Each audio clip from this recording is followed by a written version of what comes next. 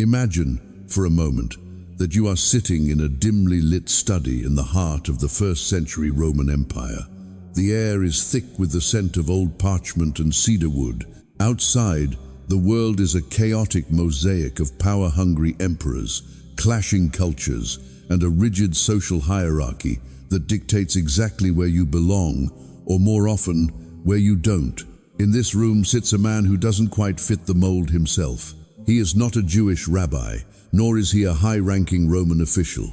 He is a physician named Luke, but tonight he isn't holding a scalpel or a jar of medicinal herbs. He is holding a pen, and he is about to perform the most significant diagnostic evaluation in human history. In America today, we are obsessed with the true crime genre and investigative journalism.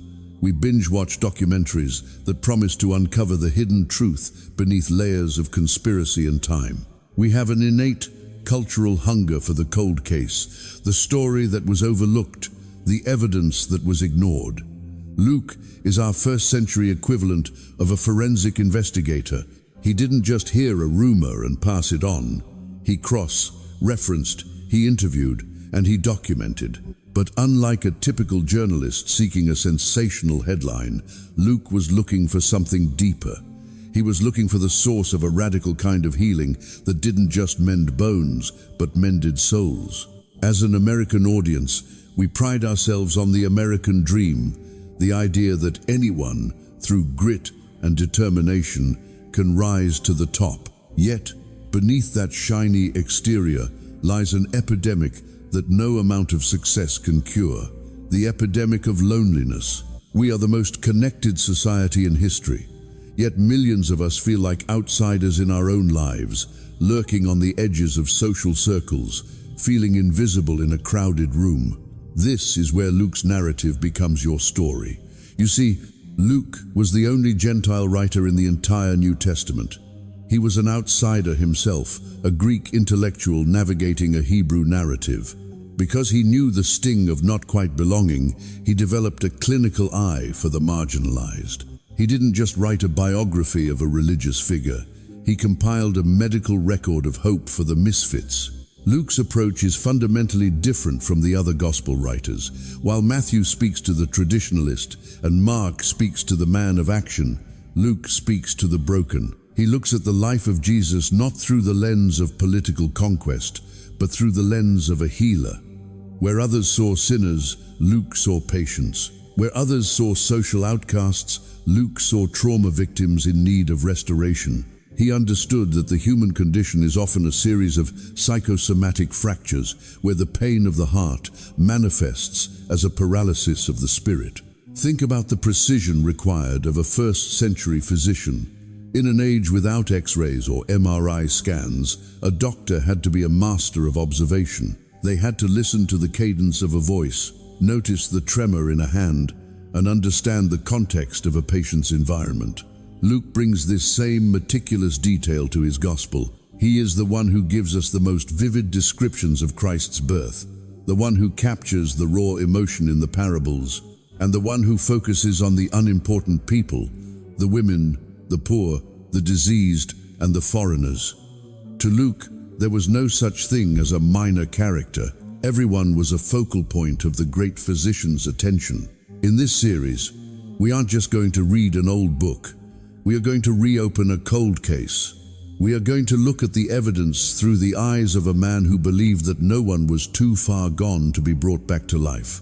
Whether you are a person of faith, a skeptic, or someone just searching for a bit of peace in a loud world, the Doctor's Case Files offer a perspective that is shockingly modern. It's a perspective that says your outsider status isn't a defect, it's your invitation. It's a narrative that suggests that the very things we try to hide, our shame, our failures, our leprosies, are exactly where the healing begins.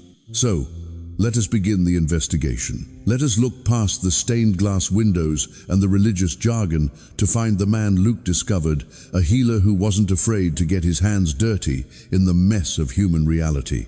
Welcome to the investigation. Welcome to a journey through the Gospel of Luke, a record written by an outsider, for the outsiders, so that none of us ever have to feel truly outside again.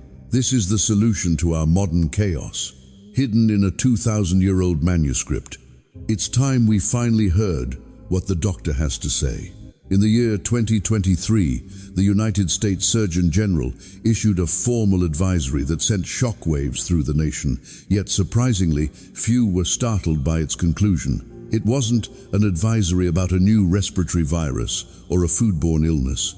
It was a warning about the epidemic of loneliness and isolation. The report concluded that social disconnection is as dangerous to our health as smoking 15 cigarettes a day. We live in the most technologically connected era in human history, yet we are drowning in a sea of isolation. We have thousands of digital friends, but few people we can call at 3 in the morning when our world is falling apart. This is the modern American paradox. We are crowded, yet we are completely alone. 2,000 years ago, a physician named Luke sat down to document this very same phenomenon. While the other gospel writers were focused on the theological mechanics of miracles, Luke, with his doctor's eye for suffering, was performing an autopsy on the human soul. He understood that the greatest pain a human being can endure is not physical, but social. He understood that social death, the act of being erased from your community, is a fate worse than the grave. In this chapter, we are going to look at 2 specific case files from Luke's records that serve as a radical prescription for the isolation we feel today. Luke begins his clinical observation in chapter 5. He introduces us to a man who wasn't just suffering from a skin condition. Luke specifies that he was full of leprosy. To a first-century audience, those words carried the weight of a death sentence. Leprosy was the ancient world's ultimate cancel culture. Under the Levitical laws, a leper was legally required to tear his clothes, cover his face, and cry out, "Unclean, unclean," whenever anyone approached. They were the original untouchables. They were barred from the temple, banished from their families, and forced to live in the shadows of the city walls. For this man, the trauma wasn't just the rotting of his nerves or the loss of his extremities. It was the loss of his face. He had become a non-person. He was a ghost walking among the living. Imagine the psychological scar tissue that forms after a decade of never being touched. No handshake, no hug, no hand on the shoulder. In our modern context, we might compare this to the digital shunning or the extreme social anxiety that makes a person feel invisible in a high school hallway or a corporate boardroom. We might not have physical leprosy, but many of us carry the leprosy of shame, the belief that if people truly saw our unclean parts, they would run in the other direction. But then, the investigator records a moment of radical defiance. This man, driven by a desperation that outweighed his fear of the law, falls on his face before Jesus and says, "Lord, if you are willing, you can make me clean." Notice the man doesn't ask to be healed. He asks to be cleansed. He is asking for his social identity back. He is asking to be allowed back into the room. And here is where Luke, the physician, records the most important medical intervention in history. Jesus didn't just speak a word from a safe distance. Luke notes, with clinical precision, Jesus reached out his hand and touched him. To the religious leaders standing by, this was a catastrophe. By touching the leper, Jesus became unclean by law. But to the physician, this was the medicine. The touch came before the healing. Before the skin cleared, before the nerves were restored, the man's humanity was validated. That touch was a signal to the man's nervous system that he was no longer an outcast. In American psychology, we call this co-regulation, the idea that our brains need the presence and touch of another to find peace. Luke wants us to see that the first step to curing loneliness is not a lecture or a program, but the radical courage to touch the untouchable parts of someone's life. It is the act of saying, "I see you, and I am not repelled by you." Luke then moves his investigation to a second, more subtle form of isolation in chapter 8. This is the case of a woman who had been suffering from a chronic hemorrhage for 12 long years. To an American audience, her story is painfully relatable in a very specific way: the financial cost of being broken. Luke perhaps with a bit of self-deprecating humor toward his own profession, notes that she had spent all she had on doctors, and yet no one could heal her. This woman wasn't just sick, she was bankrupt, she was exhausted, and because of the purity laws of the time, her condition made her perpetually unclean. For 12 years, she couldn't enter the temple. For 12 years, anyone she touched became unclean. She was the invisible woman. She didn't have the loud suffering of the leper, she had the quiet suffering of the chronically ill. She was the person in our modern society who is struggling with a silent addiction, a hidden depression, or a mountain of debt that no one knows about. She is the person who shows up to work every day, smiling while her internal world is hemorrhaging. She decides to sneak through the crowd. She doesn't want a confrontation, she just wants a fix. She reaches out and touches the hem of Jesus' garment, and immediately the bleeding stops. In any other record, the story might end there. But Luke, the investigator, focuses on what happens next.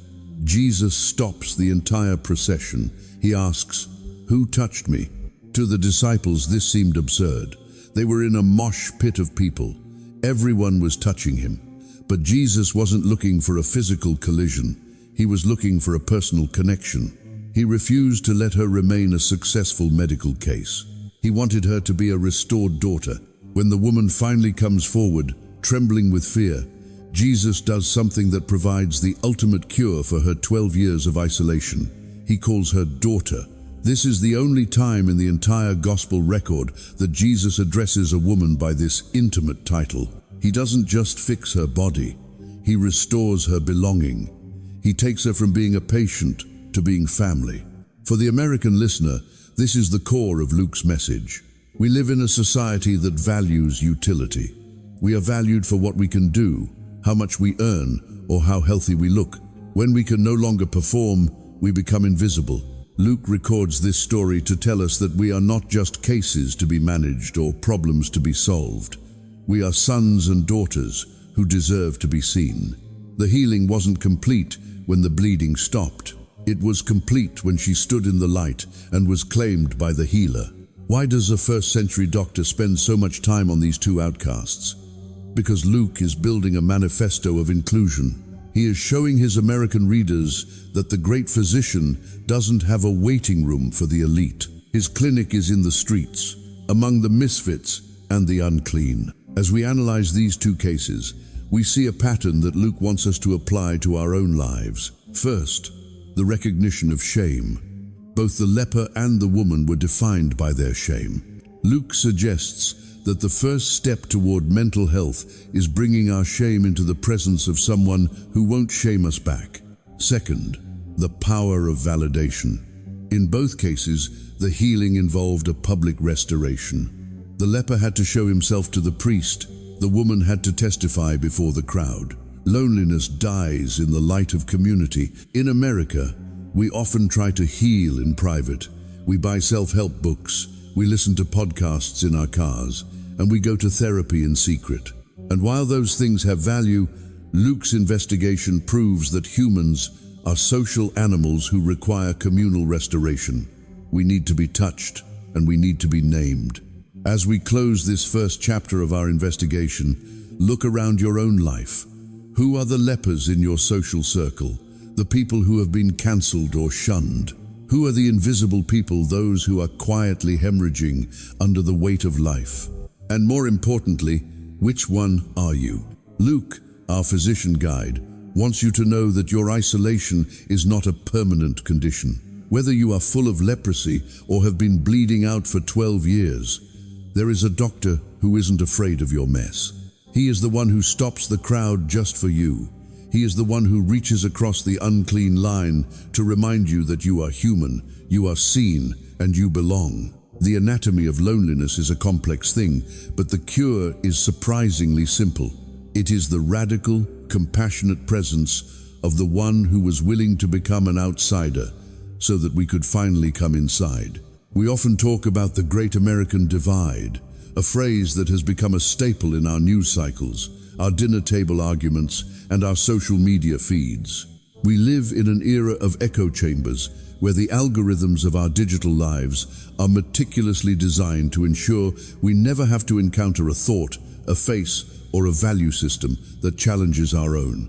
This polarization isn't just a political problem, it is a psychological one.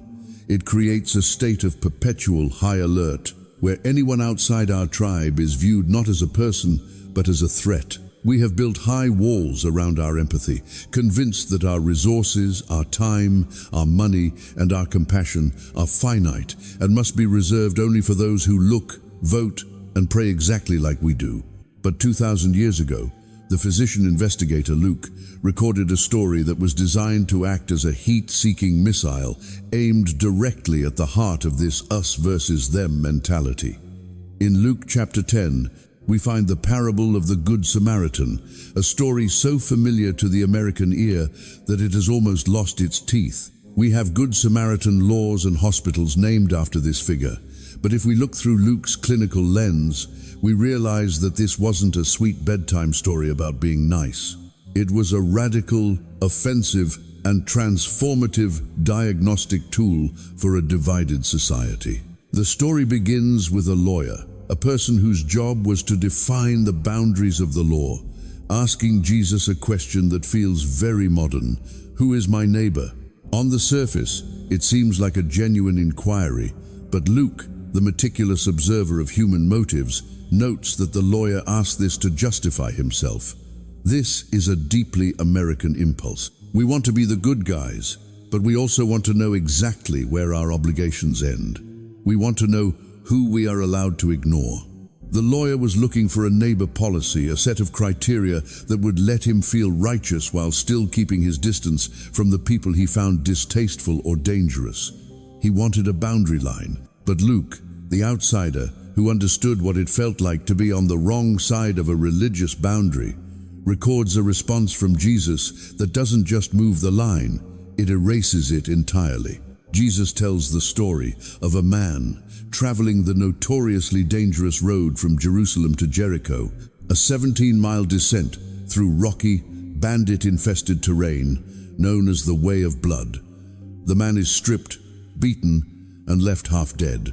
He is the ultimate victim, anonymous, powerless, and utterly dependent on the mercy of strangers. As the story unfolds, we see the religious elite of the day, a priest and a Levite, walk by on the other side of the road.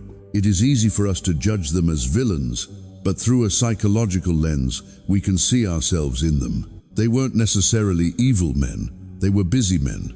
They were men with ritual purity to maintain. Perhaps they were afraid the man was already dead, and touching a corpse would make them unclean, preventing them from doing their important religious work.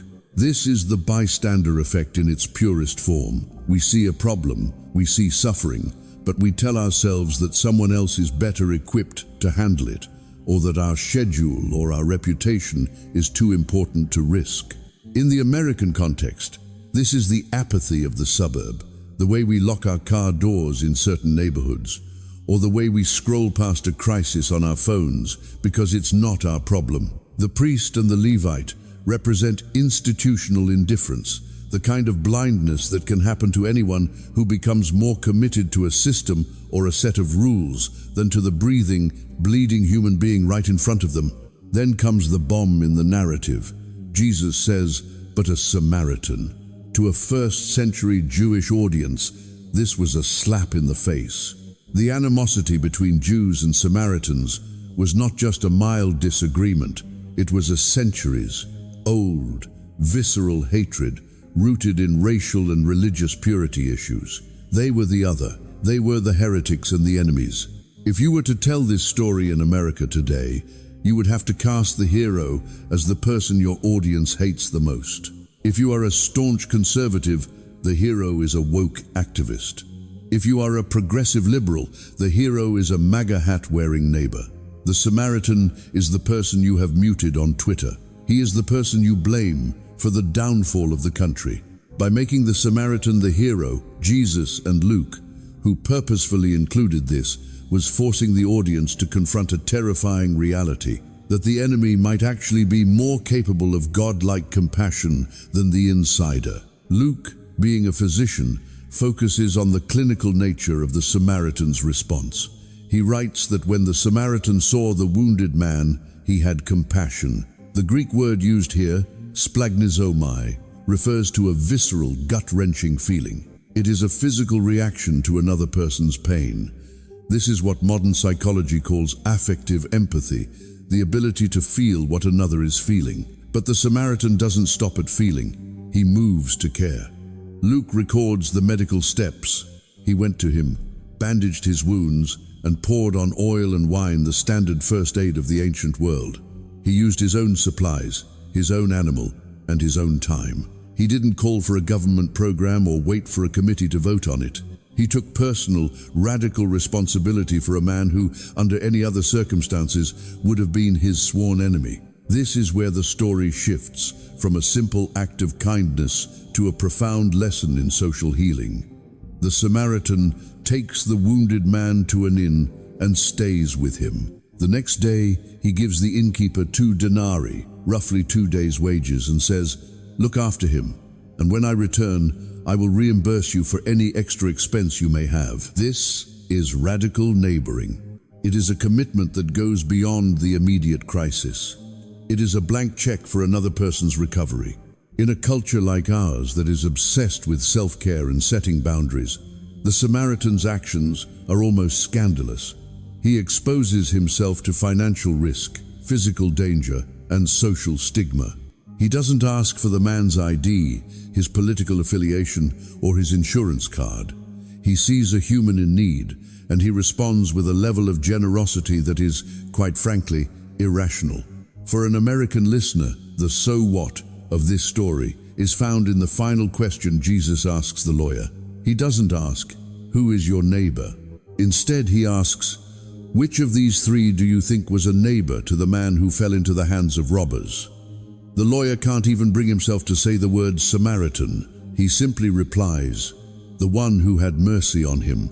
Jesus tells him, "Go and do likewise." This is a shift from neighbor as a noun, a person who lives near you, to neighbor as a verb, an action you perform. Luke is trying to tell us that neighborliness is not a status we possess. It is a choice we make every single day. It is a choice that requires us to be unpolarized.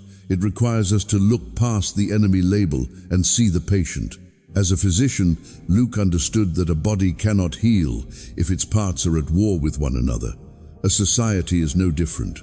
We are currently bleeding out on the road to Jericho, wounded by our own bitterness and our refusal to see the humanity in those who disagree with us. We are waiting for a system to fix us, but systems don't have hearts.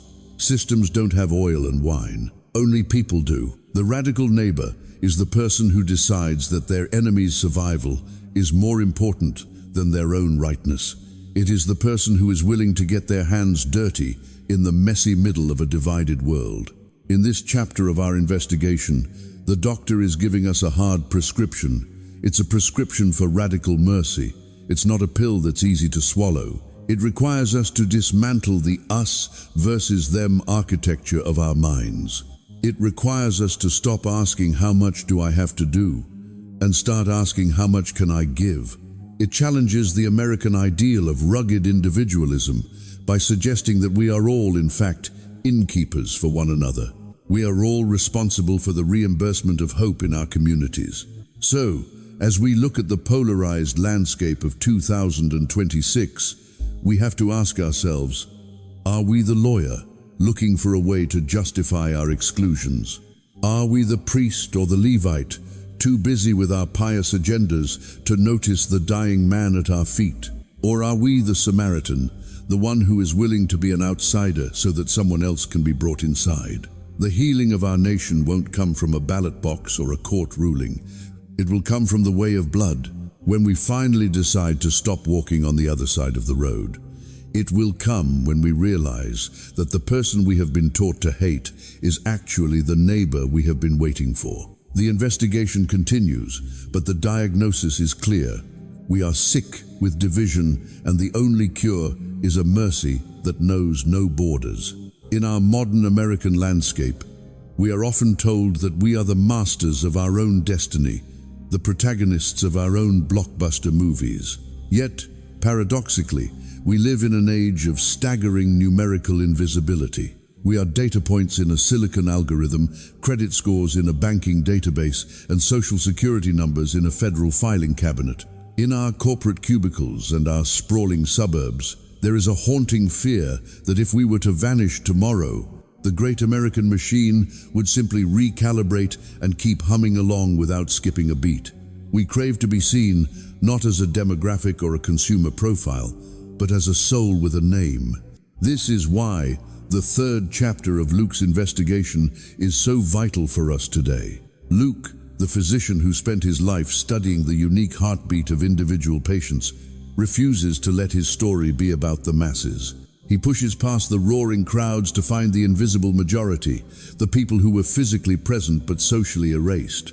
In this section of his record, Luke highlights two specific profiles that challenge our modern obsession with stature and status: the wealthy but empty tax collector named Zacchaeus, and the diverse group of women who were the backbone of Jesus' mission. Let's look first at the case of Zacchaeus in Luke chapter 19. For an American audience, Zacchaeus is a character we recognize immediately. He is the guy who made it but lost himself in the process. He is the personification of the American dream gone sour. As a chief tax collector, he was wealthy, powerful, and utterly loathed.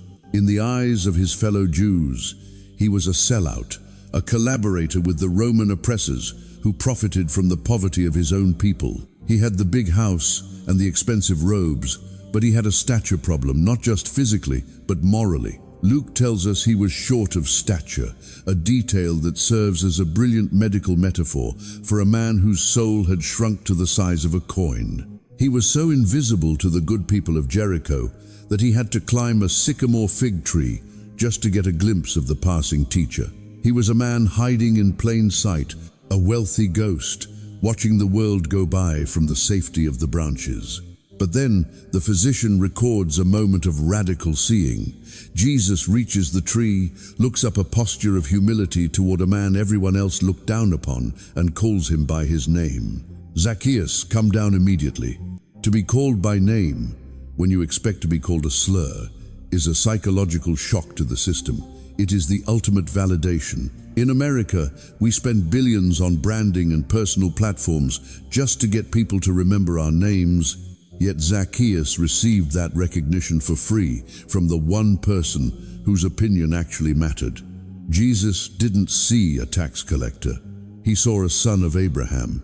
He saw the man beneath the corruption. By inviting himself to Zacchaeus' house, Jesus performed a home visit that bypassed the symptoms of greed to treat the infection of loneliness. The result was a total systemic recovery. Zacchaeus didn't just say sorry. He offered to give half his possessions to the poor and repay those he cheated fourfold. This wasn't just a religious conversion, it was the restoration of a human being to his community. Luke wants us to see that no one is too small, too corrupted, or too far gone to be looked in the eye and called home. Luke then turns his clinical gaze toward the most invisible group in the ancient world: women. In the first century, a woman's testimony was not legally valid in court, and her presence in a religious discussion was often considered a distraction. Yet, in Luke's gospel, women are the invisible majority who drive the narrative forward. Luke is the only writer who gives us the names of the women who funded Jesus' ministry out of their own pockets: Mary Magdalene, Joanna, and Susanna. These weren't just background characters. They were the investors and the patrons of the movement.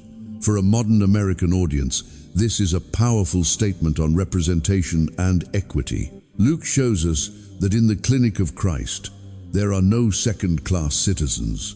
Consider the case of Mary and Martha in Luke chapter 10. This is a story that speaks directly to the anxiety epidemic in the United States. Martha is the quintessential busy American.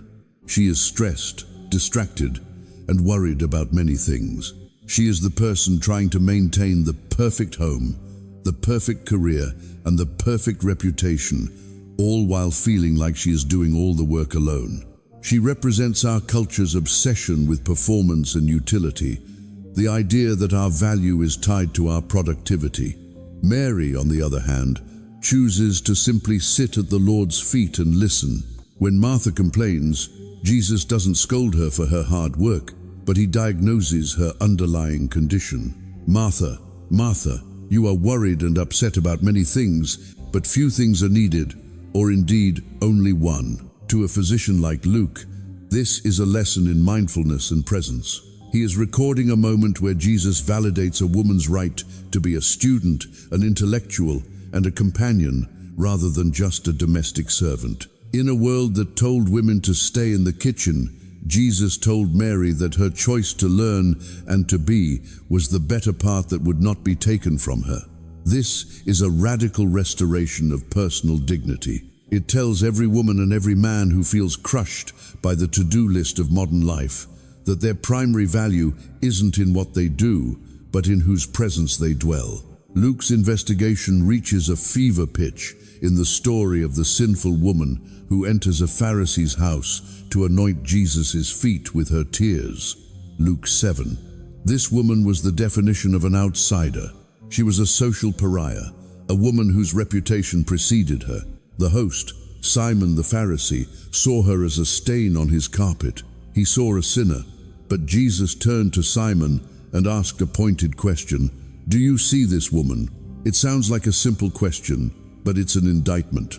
Simon looked at her, but he didn't see her. He saw a category. Jesus saw a person. Jesus highlighted her hospitality, her tears, her hair, her kisses, contrasting it with Simon's cold, formal indifference.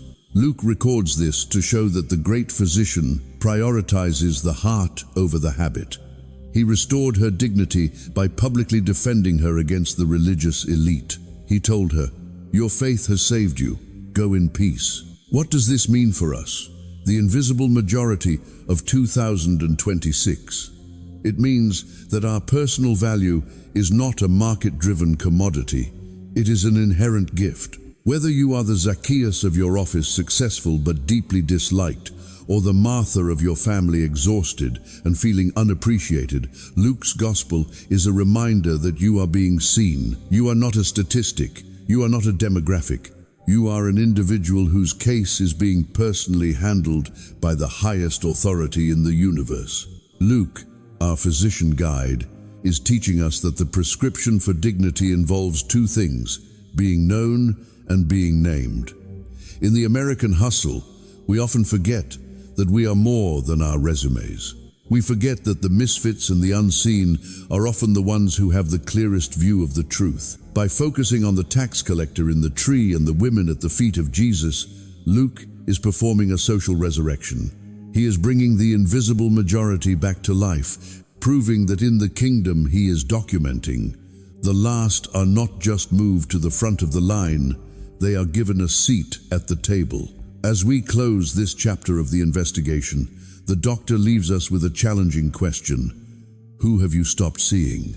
And more importantly, do you realize that even in your most invisible moments, the healer is looking up into your sycamore tree, calling you by your name and asking to stay at your house today? The treatment for our modern anonymity is simple. It is the gaze of a God who refuses to look past anyone. In the clinical world of psychology and the high-pressure corridors of American hustle culture, there is a silent killer that often goes undiagnosed because it masks itself as morality or ambition. We call it shame. To the American listener, shame is the ultimate cold case of the human psyche.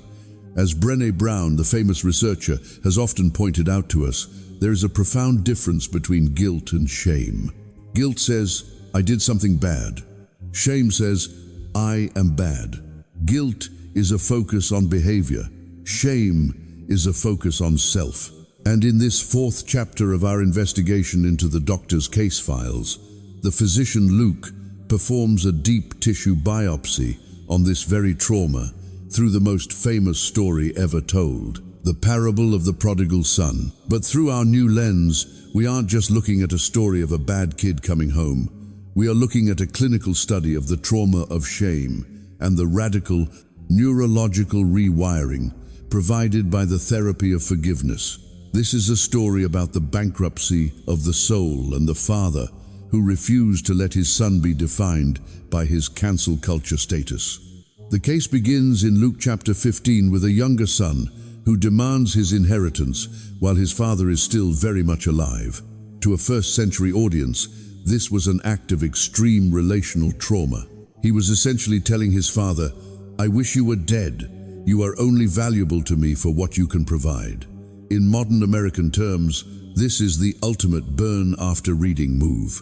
It's the child who cuts off their family to pursue a life of self-indulgent autonomy, convinced that true north can be found in the glitter of a distant city. Luke, the meticulous observer, notes that the son traveled to a far country. This isn't just a geographical distance, it's a psychological one. It represents the state of dissociation where we distance ourselves from our roots, our values, and our true identity because we believe we can invent a better version of ourselves. But as many of us in the 21st century have discovered, you can't run away from your shadows. The son spent everything. He hit social bankruptcy, and then a famine hit. Luke's clinical description of the rock bottom is haunting. The son finds himself in a pig pen, longing to eat the pods that the swine were eating, but no one gave him anything. This is the 0 point of human existence. In the American narrative, we are terrified of this moment. We are taught to pivot, to grind, to fake it until you make it. But here, the son has run out of masks. He is covered in the filth of his choices, and it is here that the trauma of shame begins to settle in. Shame tells him that he has not only lost his money, he has lost his sonship. He begins to rehearse a speech, a shame-based narrative. He tells himself, "I am no longer worthy to be called your son. Make me like one of your hired servants." Notice the psychological shift. He is trying to move from a relationship based on belonging to one based on transaction. He thinks he has to work off his trauma. He thinks his only path back is to become a useful tool rather than a beloved child. This is the performance trap that so many Americans fall into, the belief that we are only as good as our last paycheck or our most recent achievement. But then, the investigator records the most medically significant turning point in the New Testament. As the son is still a long way off, the father sees him, and Luke writes that the father was filled with compassion. In the original Greek, this is that visceral, gut-level reaction again. But what follows is a shock to the ancient social system. The father runs. To an American listener, this might seem like a simple act of excitement. But in the first century, an honorable patriarch never ran. It was considered undignified and shameful for a man of his stature to show his ankles and sprint through a village. Why did he do it? Some scholars suggest a clinical reason. There was an ancient custom called the Kezaza ceremony. If a Jewish son lost his inheritance among Gentiles and tried to return home, the villagers would gather, break a large clay pot at his feet, and scream, "You are cut off from your people." It was a public shame sentence that lasted a lifetime. The father ran to get to his son before the village did. He ran to intercept the shame.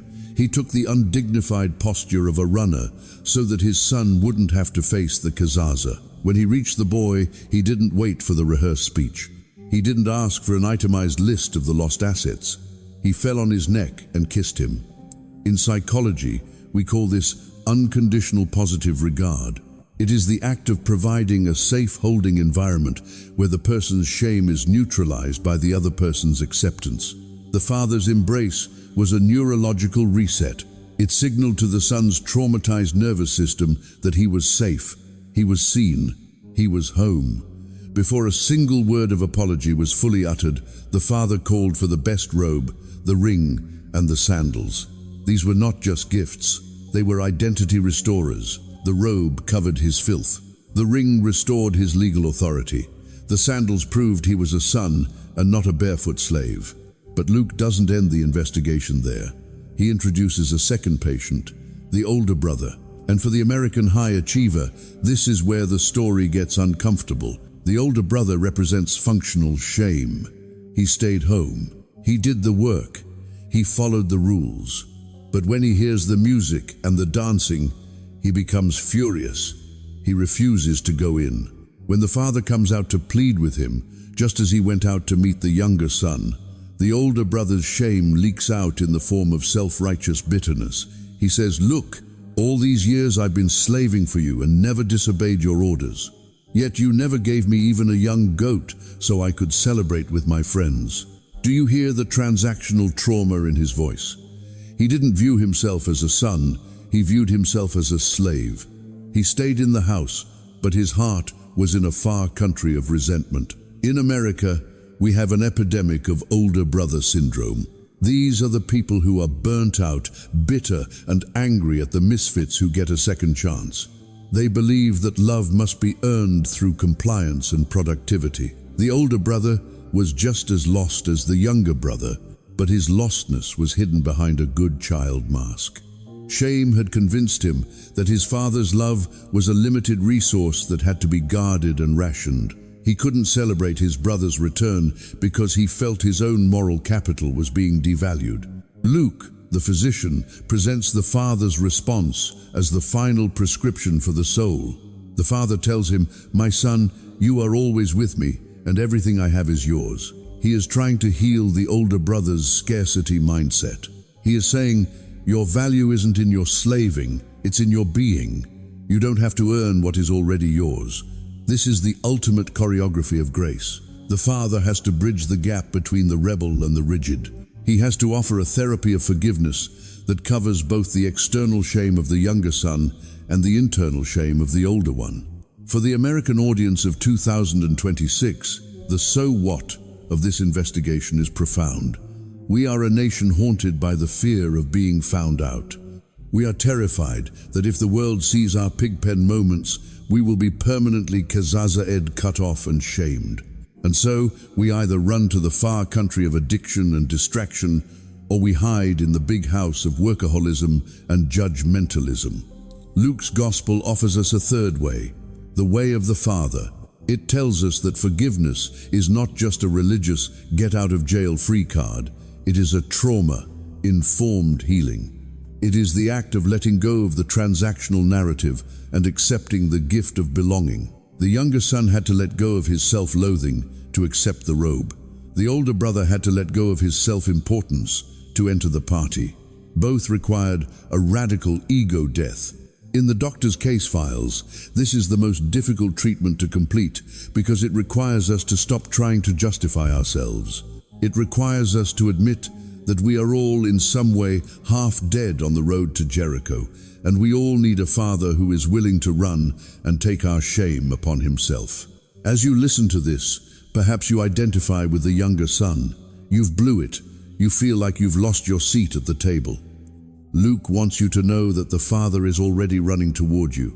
He's already intercepting the kazaza. Or perhaps you are the older brother.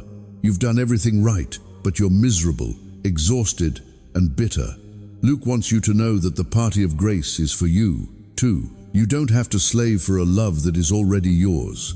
The trauma of shame is a heavy burden, but the lir fap thathu, therapy of forgiveness, is a lighter yoke.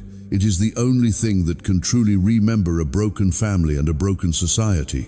It is the social resurrection that happens when we realize that the misfit coming home isn't a threat to our stature, but a reason to start the music.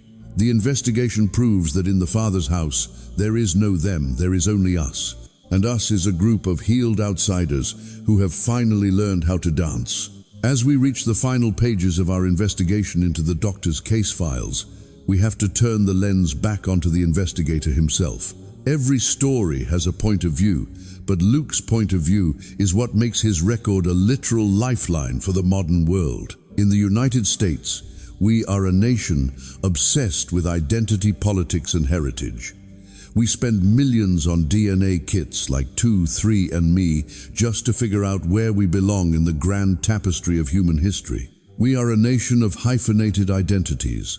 Irish American, African American, Mexican American, always existing in the in-between spaces of culture.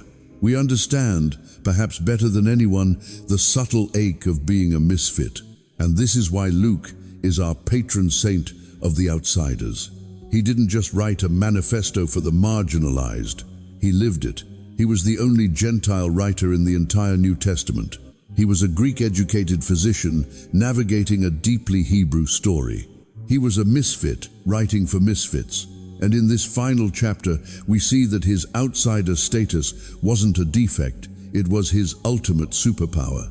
Think about the psychological advantage of being the observer in the room. When you are an insider, you often become blind to the walls of your own culture. You take the exclusions for granted. You don't notice who isn't at the table because you've always seen the same faces there. But Luke, the Greek outsider, noticed everyone who was missing. He noticed the women, the Samaritans, the tax collectors, and the unclean. His Misfits manifesto is a declaration that in the kingdom of God, there is no inner circle. There is only an expanding circle. For an American audience that feels increasingly polarized, where we are constantly told to pick a side, a tribe, or a camp, Luke offers a radical third option, the identity of the healed. He suggests that our common ground isn't our politics, our race, or our social status, but our shared need for a physician. Luke's identity as a physician also provided him with a universal language. Pain doesn't care about your passport. A broken bone feels the same in Rome as it does in Jerusalem. A broken heart feels the same in New York as it does in a dusty village in Galilee.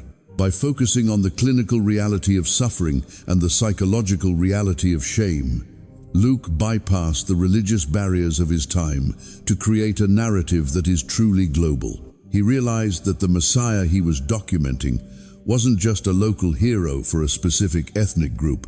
He was a universal healer for the human condition. This is the Luke code. If you are human and you are hurting, you belong. This is the message that resonates so deeply in our modern loneliness epidemic. It tells us that our outsider status is actually our ticket into the party.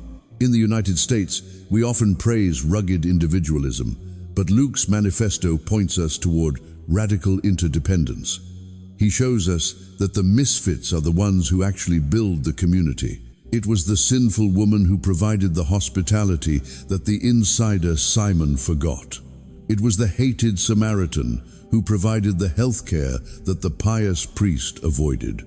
It was the tax collector Zacchaeus whose generosity funded the restoration of his city. Luke is teaching us that the others, the people we are most tempted to exclude, are often the very people who carry the oil and wine we need for our own survival.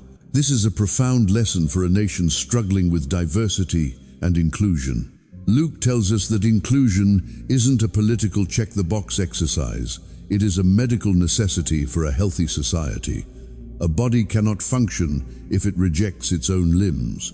As we close this investigation, we realize that Luke's manifesto is an invitation to change our gaze. He wants us to stop seeing people as problems to be solved or threats to be managed, and start seeing them as patients to be loved. He wants us to move from the judgment of the Pharisee to the observation of the physician. In a world that is canceling people left and right, Luke records a God who is collecting people. He is collecting the broken, the lost, the shamed, and the outsiders to build something entirely new. So, what is your identity today? Are you still trying to buy your way into the inner circle? Are you exhausted from trying to maintain a stature that was never meant for you? Luke, our physician guide, has one final entry in his case files for you. He wants you to know that your misfit status is your greatest asset. It is the very thing that allows you to see the invisible majority. It is the very thing that qualifies you for the radical mercy of the Father. The investigation is over, but the treatment is just beginning. The doctor is in, the door is open, and there is a seat at the table with your name on it. Welcome home, you misfit. You finally belong. We began this journey by asking why a first-century Greek doctor would risk everything to document the life of a Jewish carpenter. We end it by realizing that he did it for us. He did it for the American who feels like a number in a database. He did it for the person who feels cancelled by their past. He did it for the older brother who is tired of being perfect, and the younger son who is tired of being lost. The prescription for peace that Luke leaves us is simple yet revolutionary. Look, touch, name, restore. Look past the labels and the us versus them rhetoric. Touch the unclean parts of your own heart and the lives of those around you. Name the dignity in every person you meet, especially the ones the world ignores. Restore the outsiders to the center of your community. The Gospel, according to Luke, is more than just a book. It is a medical movement. It is a call to become radical neighbors in a world of strangers. As you close this video or this book, don't just walk away with information, walk away with a new gaze. The next time you see someone who doesn't fit, remember the doctor. Remember that the misfit you are looking at might just be the person carrying the prescription for your own healing. This is the end of the investigation, but it's the start of the recovery. Go in peace, and remember, in the great physician's clinic, no one is ever outside. We began this journey by asking a fundamental question. Why would a first-century Greek physician, a man of science and observation, risk his reputation to document the life of a Jewish carpenter? As we close these case files, the answer is strikingly clear. He did it for us. He did it for the modern American who feels like a mere data point in a vast digital algorithm. He did it for the woman who feels invisible in her own home, for the man who feels cancelled by a single past mistake, and for the older brother who is exhausted by the relentless, crushing pursuit of perfection. Luke's investigation into the life of Jesus wasn't just about recording history. It was about providing a permanent prescription for peace for a fractured humanity. This prescription doesn't come in a bottle. It comes in 4 radical actions that Luke has meticulously modeled for us throughout his record. Look, touch, name, and restore. First, we must look past the partisan labels and the us versus them rhetoric that poisons our social media feeds. We must choose to see the human being beneath the enemy tag. Second, we must touch not just physically, but emotionally, the unclean parts of our own hearts and the broken lives of those around us. We must move from the safety of our screens into the messiness of real, tangible connection. Third, we must name the inherent dignity in every person we encounter, especially the ones our society has deemed short of stature or unimportant. And finally, we must restore. We must realize that our community is only as healthy as the way we treat the outsiders at our gate. For a nation of hyphenated identities currently struggling with a historic loneliness epidemic, Luke's gospel is more than scripture. It is a medical movement. It is a call to become radical neighbors in a world of strangers. As you close this investigation, don't just walk away with more information. Walk away with a new gaze. The next time you see someone who doesn't quite fit, remember the doctor. Remember that the misfit you are looking at might just be the one carrying the specific oil and wine needed for your own recovery. The investigation is officially over, but your social resurrection is just beginning. Go in peace, and remember, in the great physician's clinic, no one is ever outside. You have finally found the place where you belong.